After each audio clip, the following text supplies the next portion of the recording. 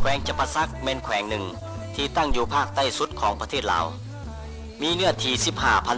15,410 ตารางกิโลเมตรทิศเหนือติดกับแขวงสารวัน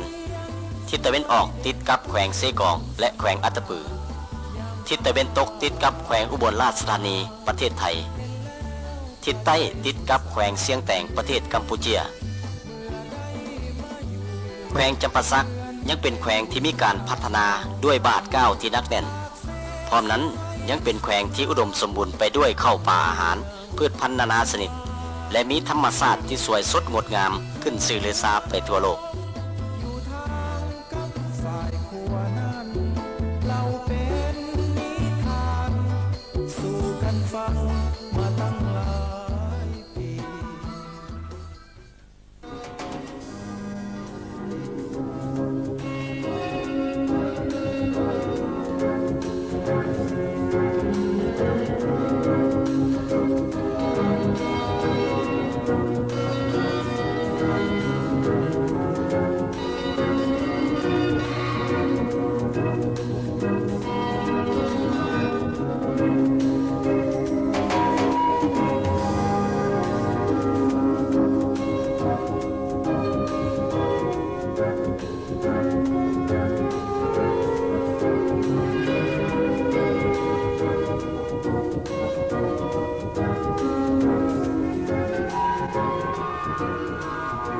ปราสาทหินวัดภู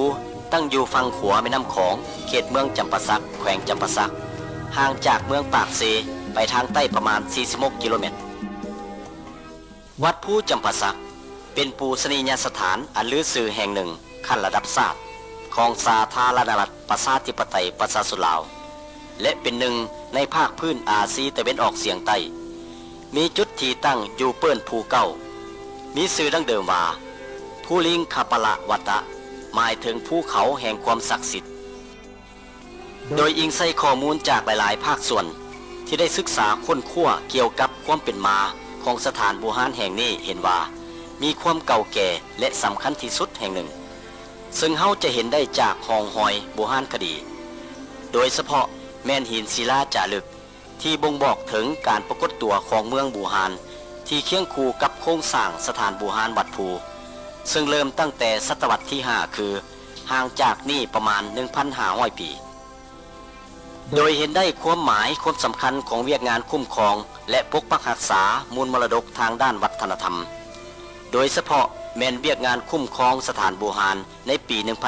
1998 รัฐบาลแห่งสาธารณรัฐประชาธิปไตยประชาชนลาวได้จัดตั้งกองวิชาการขึ้นที่เมืองจำปาสักชื่อว่าหน่วยงานพิพิธภัณฑ์วัดภูจำปาสักเพื่อเฮ็ดหน้าที่เวียกงานคุ้มครองและปกปักรักษาวัดภูจำปาสักซึ่งภายใต้การคุ้มครองของกระทรวงแถลงข่าวและวัฒนธรรม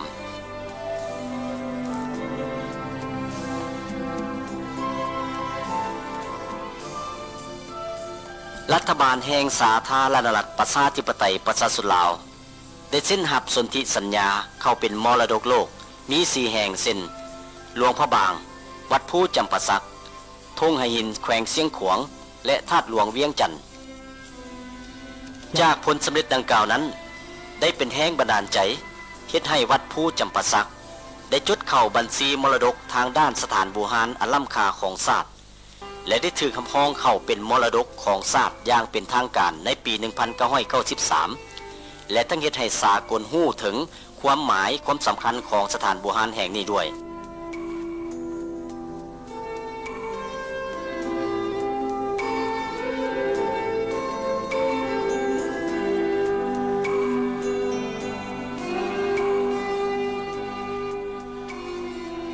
เงื่อนไขที่องค์การยูเนสโกรับรองเอาวัดภูจำปาสักเป็นมรดกโลก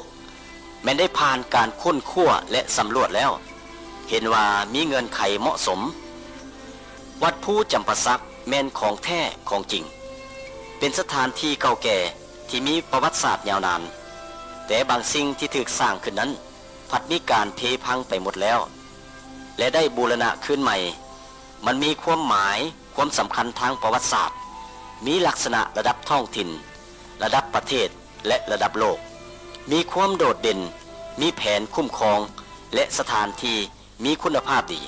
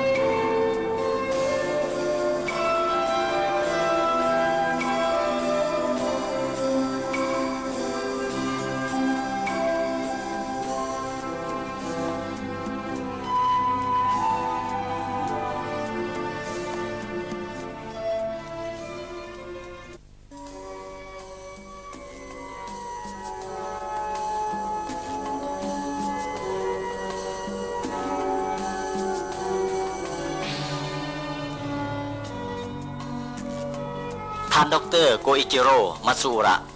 เอกอธิบดีองค์การยูเนสโกได้เดินทางมาถึงสนามบินปากเซ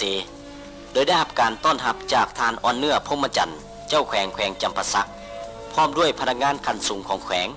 และประชาชนบรรดาเผ่าทั่วแขวงจำปาสัก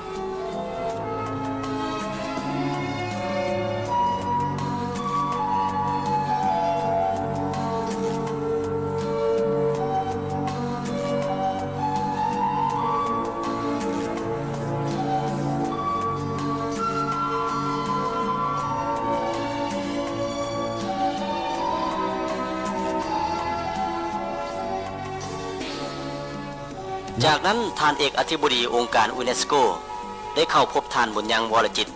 นายกรัฐมนตรีแห่งสาธารณรัฐประชาธิปไตยประชาชนลาวเพื่อแจ้งจุดประสงค์ของท่านในการเดินทางมาครั้งนี้พิธีประกาศวัดภูและพื้นที่บูฮานจำปาสักเป็นมรดกโลกได้ไขขึ้นอย่างเป็นทางการในวันที่25ธันวาคมปี 2002 ที่ปราสาทหินวัดภูในพิธีอันสง่าราศีนี้มีพระประธานบุญยังวรจิตนายกรัฐมนตรีแห่งสาธารณรัฐประชาธิปไตยประชาชนลาวพระประธานดรโกอิจิโร่มัตสึระเอกอธิบดีองค์การยูเนสโกท่านพันดวงจิตวงศารัฐมนตรีว่าการกระทรวงแถลงข่าวและวัฒนธรรมท่านอ่อนเนื้อพรหมจันทร์เจ้าแขวงจำปาสักพร้อมด้วยแขกทั้งภายในและต่างประเทศและมวลชนชาวแขวงจำปาสักเข้าร่วมอย่างหลวงหลายจากนั้นท่านเอกอธิบดีองค์การยูเนสโกได้ขึ้นกล่าวปราศัยซึ่งมีบางตอนท่านได้กล่าวว่า AFD officiellement inscrit sur la liste de patrimoine mondial lors de la 25e session du Comité de patrimoine mondial ในพิธีที่มีความหมายทางด้านประวัติศาสตร์นี้ท่านได้ประกาศและมอบใบยั่งยืนการรับเอาวัดภูพร้อมพื้นที่บูฮานจำปาสักเข้าในบัญชีมรดกโลกโดยแม่นทานพันดวงจิตวงศารัฐมนตรีว่าการกระทรวงแถลงข่าวและวัฒนธรรมรับใบยั่งยืนจากนั้นท่านรัฐมนตรีว่าการกระทรวงแถลงข่าวและวัฒนธรรมกล่าวรับจากองค์การยูเนสโกซึ่งมีบางตอนท่านได้กล่าวว่าข้าพเจ้ารัฐบาลมีความแสดงมีความรู้สึกภาคภูมิใจเป็นเกียรติสูงที่ได้ตาหลายประชาชนบรรดาชาวในประเทศมาเอาการประกาศไปยืนวัดภูจากนั้นท่านรัฐมนตรีว่าการกระทรวงแถลงข่าวและวัฒนธรรมได้มอบใบยั่งยืนให้แก่ท่านเจ้าแขวงจำปาสัก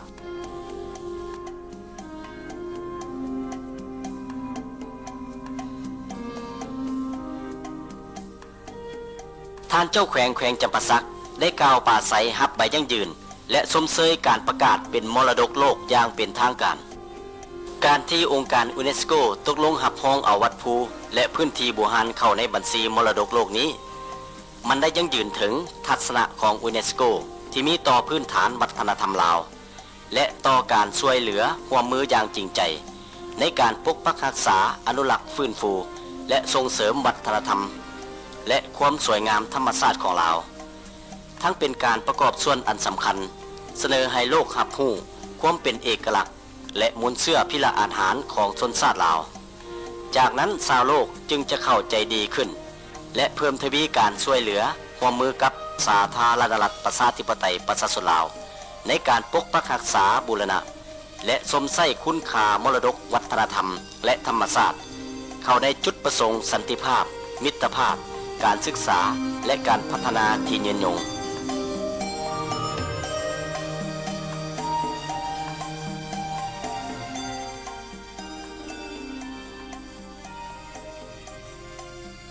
ในเวลาต่อมาพระประธานดรโกอิจิโร่มัตสึระเอกอธิบดีองค์การยูเนสโกท่านบุญยังวรจิตนายกรัฐมนตรีแห่งสาธารณรัฐประชาธิปไตยประชาชนลาวได้ให้เกียรติไขแผ่นป้ายและตัดแถบผ้าอย่างเป็นทางการโดยการเข้าร่วมของท่านอ่อนเนื้อพรหมจันทร์เจ้าแขวงจำปาสักพร้อมด้วยพนักงานการนำของแขวงและประชาชนบรรดาเผ่าทั่วแขวงจำปาสัก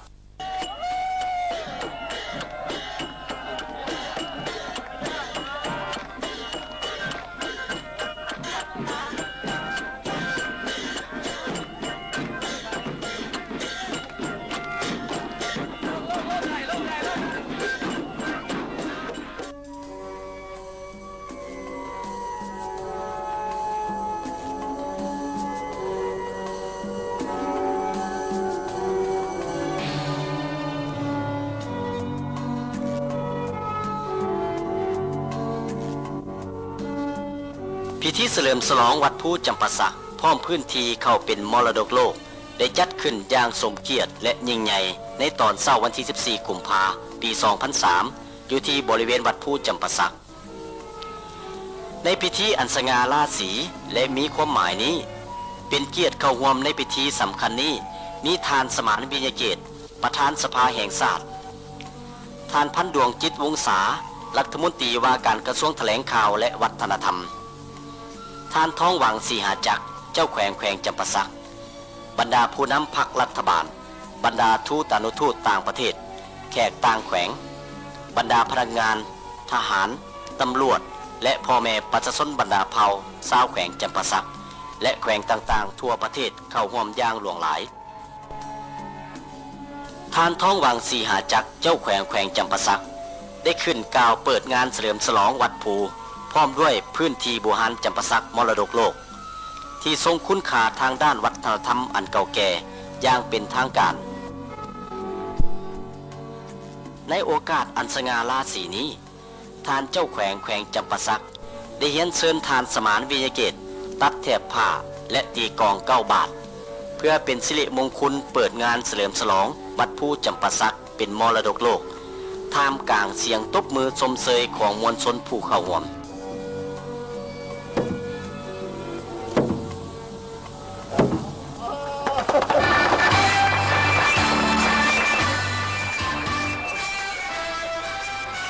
ในงานฉลองอันคึกคืนมวลซืนผู้แทนและมวลชนได้ชมขบวนแห่ศิลปะและเอกลักษณ์ของแต่ละเมืองประกอบมีธงชาติใหญ่ป้ายมรดกโลกกองดุริยางค์เยาวชนติดตามด้วยกำลังสวนสนามเยาวชน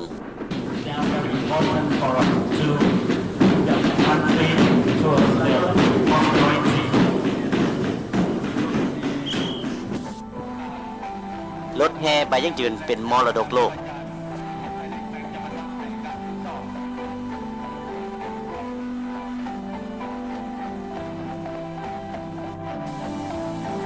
ขบวนแห่นางอัปสรา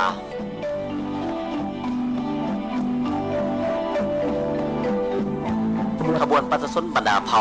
ที่นุ่งเครื่องเป็นเอกลักษณ์ของชนเผ่าและแสดงถึงความสามัคคีเป็นอันหนึ่งอันเดียวกัน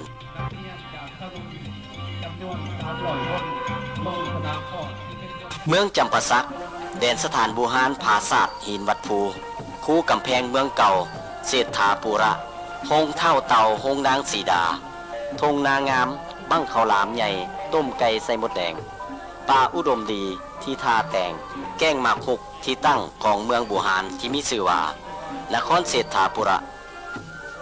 ผาศาสตร์หินวัดภูเมืองบูฮานและพื้นที่อ้อมหอบล้วนแต่แมนจุดสำคัญสำหรับแดนท่องเที่ยวค้นคว้าหาตำนานแห่งที่อยู่อาศัยของคนบูฮานในภาคอาซีตะวันออกเฉียงใต้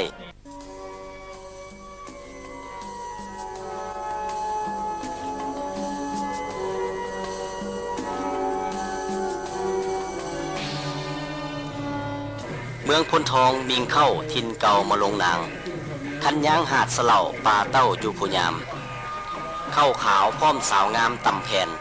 แดนสวรรค์แก้วกำผลิตได้อยู่ผู้ยามมีสะพานหลวงข้ามภูนางนอนงามของเชิญทานทองเที่ยวเยี่ยมหวนเจ้าสว่างใจขบวนแห่เมืองบาเจียงเจริญสุขเมืองบาเจียงเมืองนี้เป็นเมืองมิงเข้าเท่าแอกบาเจียง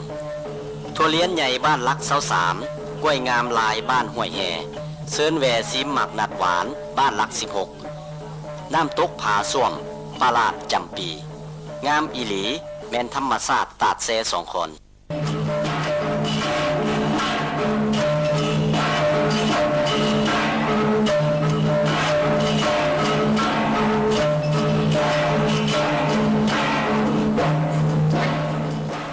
ขบวนแห่เมืองโขงเมืองโขงต้นตำนานเสียงลำ4,000 ดอนคอนพระเพงลือสาสมปาคาหางคอนน้ำตาลก้อนหอมหวานบ้านหินซิวสมทิวทัดหมูเกาะดอนกินก้อยปลาพรดอนโขงขบวนแห่เมืองมุลประโมกสถานที่บูฮานเมืองนี้แมนวัดพระจำปาสักซึ่งเป็นสถานที่สักการะบูชาของประชาชนในกรุงเขตนี้เมืองสุขุมาก็แมนเมืองหนึ่ง ที่มีสถานที่วัตถุบูชาที่มีตำนานมาแต่โดนนานทั้งเป็นเมืองที่มีอูเข้าอูป่าอุดมสมบูรณ์จนเขาเจ้าได้สร้างโค้งประจำเมืองว่า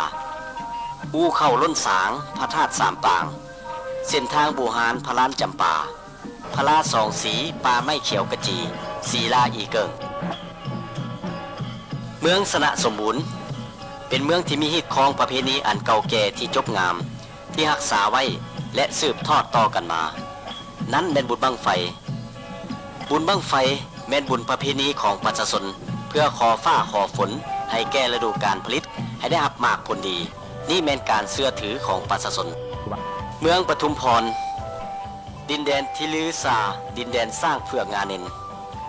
เมื่อก่อนมีสร้างอย่างหลวงหลายแต่ปัจจุบันยังมีอยู่ประมาณ114เสือกปทุมพรดินแดนสร้างเพือกดินทานตมผสมปุ๋ยชีวภาพปราสาทหินอุโมงค์เนินสูงภูอาสาป่าสงวนดงหัวสาวเข้าขาวป่าคอใหญ่บึงพะโพวัดภูเป็นสถานโบราณที่มีคุณค่าสูง